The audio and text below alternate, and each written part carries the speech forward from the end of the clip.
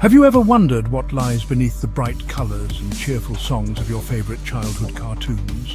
What if, hidden within these seemingly innocent animations, there are secret agendas at play? Children's television is a vibrant ecosystem, but it may contain hidden layers and messages not obvious to the casual viewer. Could creators of beloved shows like Sesame Street or SpongeBob SquarePants have embedded secret messages for their young audience? Our journey will explore the evolution of children's TV, from early subliminal advertising to the symbols and themes that shape generations.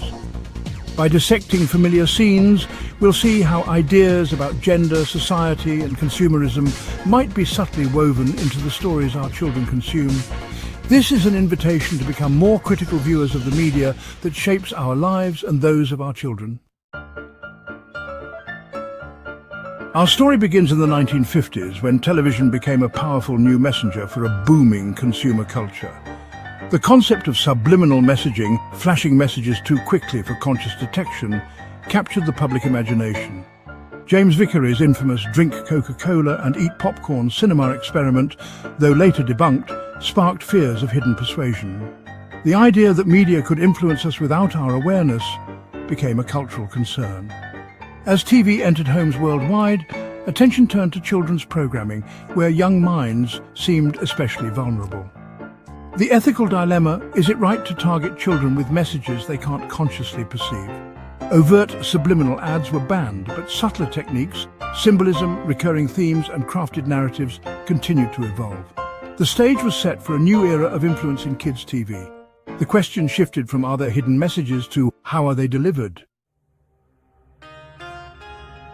Children's minds are like sponges, absorbing everything around them, especially from television. Until about age 7, kids struggle to distinguish fantasy from reality. Cartoon characters become real friends and role models. Lacking adult media literacy, children can't always recognize when they're being sold an idea or a product. This makes them ideal targets for both advertisers and storytellers, but also exposes them to unfiltered ideas about the world. The stories and characters they encounter help shape their moral compass and worldview.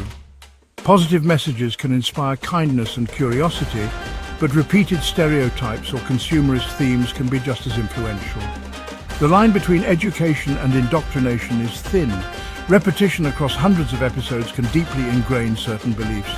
That's why understanding the impact of children's media is so important.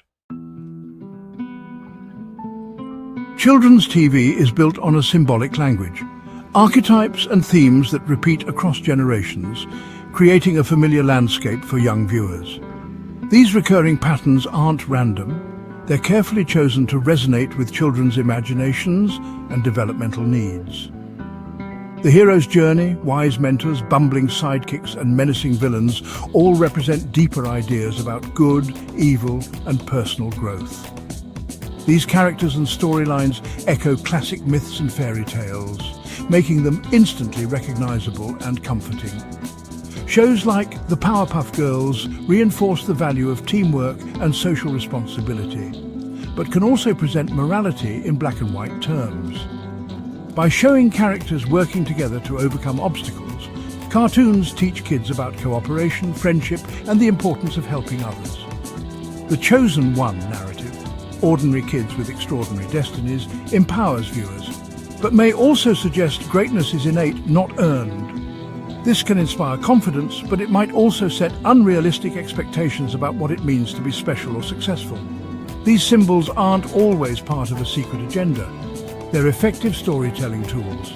Writers use them to quickly connect with audiences and to build stories that feel both exciting and meaningful. Yet, their constant repetition shapes children's expectations about heroes, authority, and problem-solving. Over time, these themes can influence how kids see themselves and the world around them, even outside of the TV screen. Understanding this symbolic language helps us see the deeper messages kids absorb. It allows parents and educators to guide conversations about what's real, what's fantasy, and what values are truly important. It's not just about what's on screen, but what's beneath the surface. The stories children watch are layered with meaning, waiting to be explored and discussed. These patterns become part of a child's mental framework, subtly guiding their beliefs, dreams, and even their sense of possibility.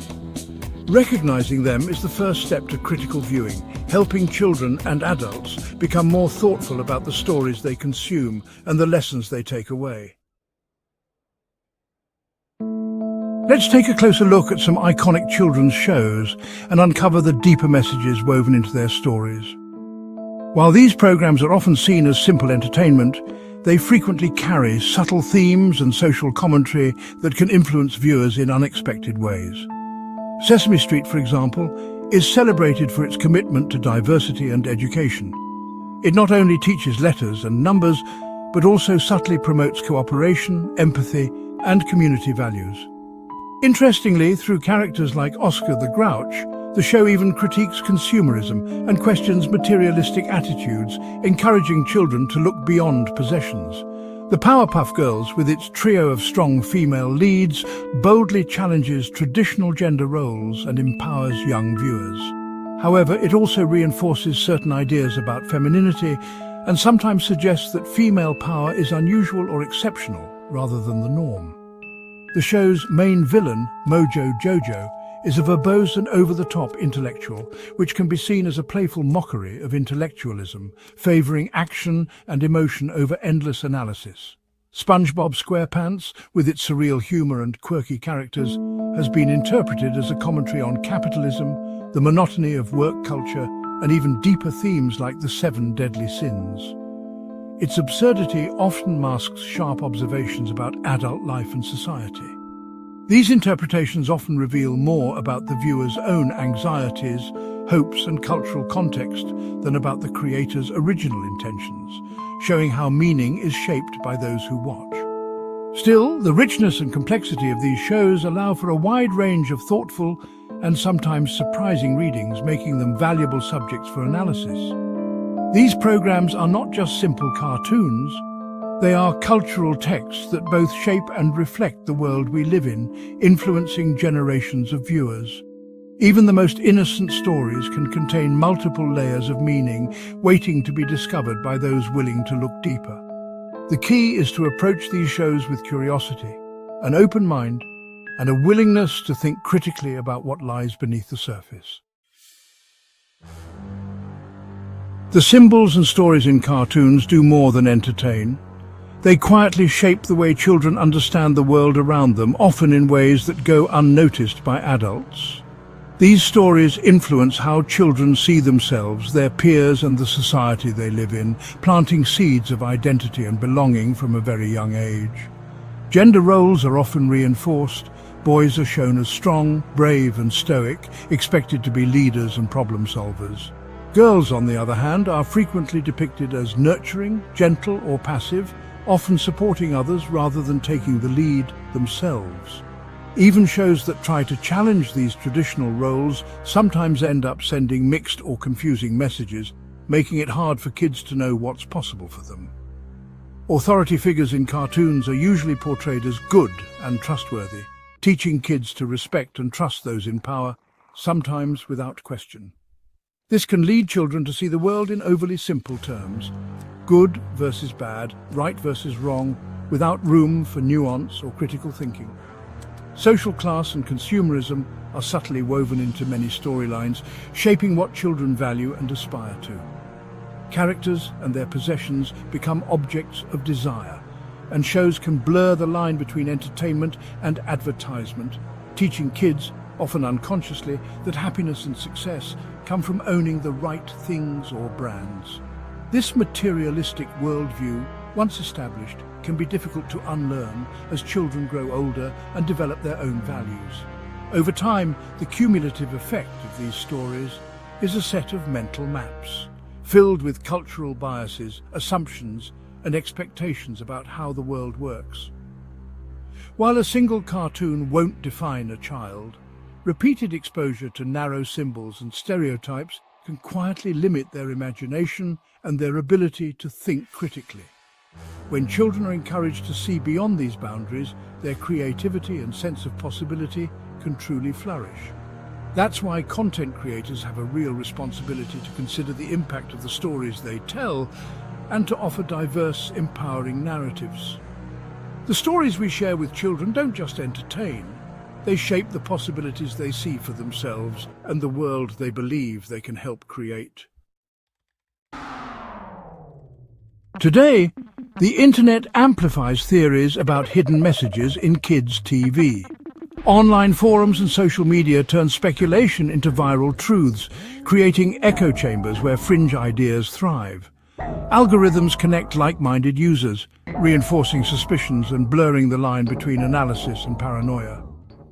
Theories range from political propaganda to occult symbolism, often reflecting adult anxieties more than actual intent. Anyone can now broadcast their interpretations, making it harder to separate thoughtful critique from baseless speculation. This democratization of media criticism is double-edged. It empowers viewers, but also fuels misinformation. Media literacy is more crucial than ever. We must learn to question, not just consume. When it comes to hidden messages, balance is key. Some see real risks, media corporations shaping values, promoting consumerism or reinforcing stereotypes. Others dismiss these fears as moral panic, arguing most creators just want to entertain. The truth likely lies in between. Most messaging is unintentional, shaped by cultural norms rather than secret plots. The real danger is unexamined influence. Ideas repeated so often they become invisible.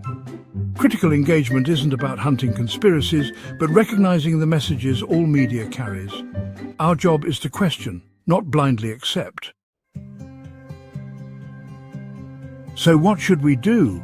The answer isn't to ban cartoons or fear secret agendas. Instead, we must foster critical thinking and media literacy in ourselves and our children. Creators should strive for content that challenges stereotypes and promotes empathy and curiosity. Parents and caregivers can watch with children, sparking conversations about what they see. Simple questions, why did that character act that way, help kids become active interpreters, not passive viewers. This builds a mental immune system for all media, not just cartoons. By embracing critical viewing, we empower children to become thoughtful, discerning citizens. The goal isn't suspicion, but awareness, ensuring children's TV expands young minds, not confines them.